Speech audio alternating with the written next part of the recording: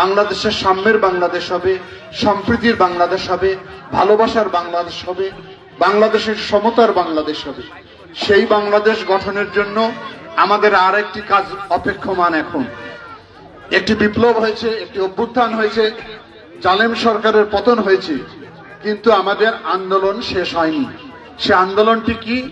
জনগণের ভোটের অধিকার প্রতিষ্ঠা করা, অর্থাৎ জনগণ তার মনোনীত ব্যক্তিকে স্বাধীনভাবে শান্তিপূর্ণভাবে ভোট কেন্দ্রে উপস্থিত হয়ে ভোটাধিকার প্রয়োগ করে তার নেতা নির্বাচন করবে। এটি 16 বছর ছিল না। রাতের বেলা ভোট হয়ে যেত, ভোট কেন্দ্রে যাওয়ার আগে ভোট শেষ হয়ে যেত, প্রিজাইডিং পুলিং অফিসাররাই ভোট মেরে দিত। আপনাদের সে অধিকার ছিল না। আমরা সেই অধিকার প্রতিষ্ঠার জন্য লড়াই করেছি। এর জন্য আমাদের অনেক সঙ্গী সাথীকে আমরা হারিয়েছি, যারা আমাদের মাঝ থেকে চিরবিদায় নিয়েছে। অনেকে পঙ্গুত্ব বরণ করেছে, অনেকে অন্ধ হয়েছে, অনেকে পা হারিয়েছে। সমস্ত আত্মত্যাগের মধ্য দিয়ে একটি নতুন বাংলাদেশের সম্ভাবনা আমাদের সামনে উপস্থিত হয়েছে।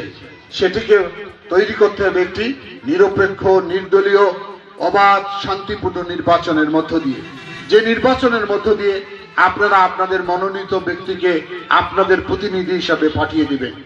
তারা আপনার সঙ্গে আপনার আপদে বিপদে সুখে দুঃখে আপনাদের পাশে থেকে আপনাদের কাঁধে কাঁধ মিলে কাজ করবে। সেই প্রক্রিয়ার মধ্যে এখন আমরা রয়েছি। সুতরাং হয়তো সেদিন আর বেশি দিন নেই, যে কোনো সময় নির্বাচন ঘোষণা হবে দেশে। সেই নির্বাচনে আপনারা অংশগ্রহণ করবেন এবং আমাদের প্রতিনিধি, যেহেতু এই 2018 সালে এই আসনে ব্যারিস্টার হাসান রাজীব প্রধান আমরা মনোনয়ন দিয়েছিলাম। নির্বাচন তো দিনের বেলা আগে রাতের বেলায় শেষ করে দেয়া হয়েছে।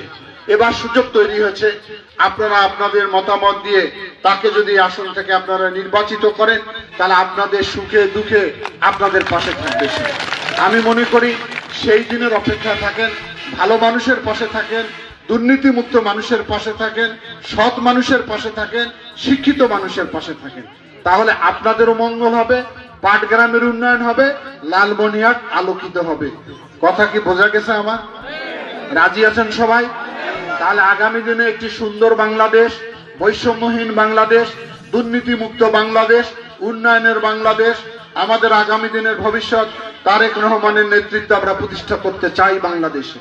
সুতরাং আমরা লালমনিরহাট জেলার অধিবাসী, পশ্চাৎপদ এলাকার মানুষ, আমরা সীমান্তবর্তী এলাকার মানুষ। আমাদের কোনো উন্নয়ন হয়নি, এই উন্নয়নের নেতৃত্ব আমাদেরকে দিতে হবে। লালমনিরহাট জেলা হাজারো সমস্যা, সেই সমস্যাগুলোকে আমাদের মোকাবেলা করতে হবে।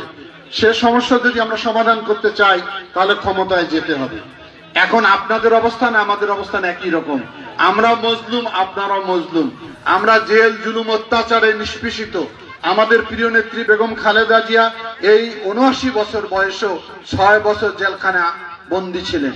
আমাদের প্রিয় নেতা আজকে দেশান্তরিত, লন্ডনে অবস্থান করছেন।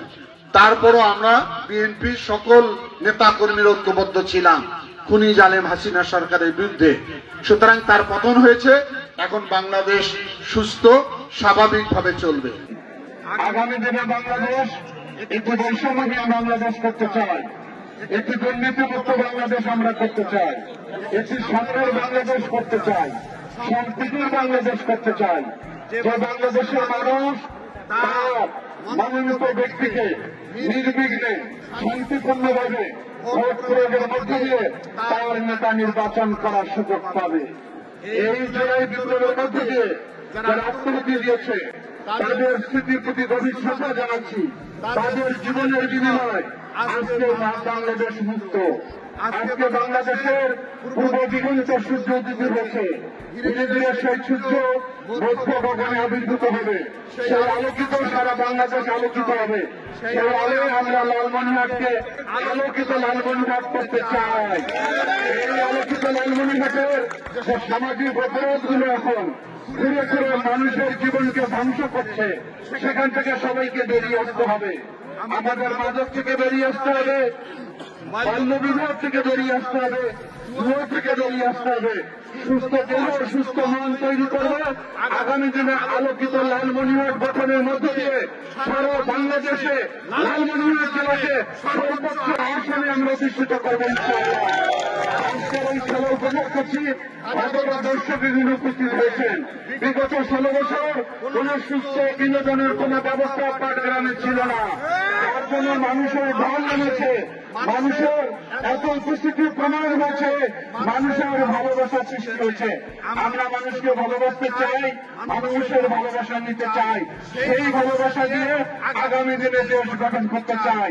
এই আহ্বান রেখে সকলকে ধন্যবাদ জানিয়ে, আয়োজক বৃন্দকে ধন্যবাদ জানিয়ে আমি আমার কথা এখানে শেষ করলাম। আল্লাহ হাফেজ। বাংলাদেশ জিন্দাবাদ।